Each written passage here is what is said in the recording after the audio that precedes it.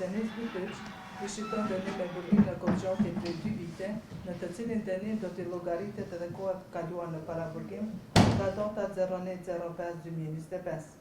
Të pandiorit Enis Butyç i shqiton dënim me burgim në kohëgjatë prej 1 viti, në të cilin dënim do t'i llogaritet edhe koha e kaluar në paraburgim dhe në arrestin shtëpiak nga data 0/05/2025.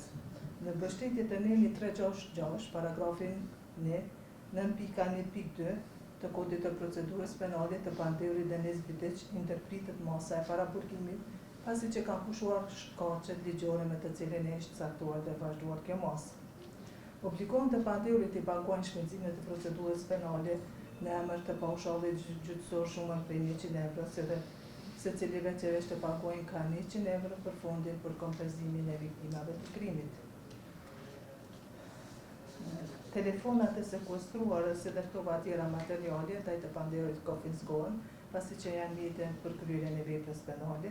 Palët e pakënaqura kanë të drejtë ankese kundër këtij aktgjykimi. Gjykata pas vlerësimit të prova materiale në këtë çështje penale, vlerëson se në këtë çështje penale janë përmbush të gjitha elementet e kryerjes së veprës penale, andaj të pandiorit i shpalli fajtor dhe i dënoi si në bazë të ligjit. Ky është vendimi i gjykatës. Mirupafshim.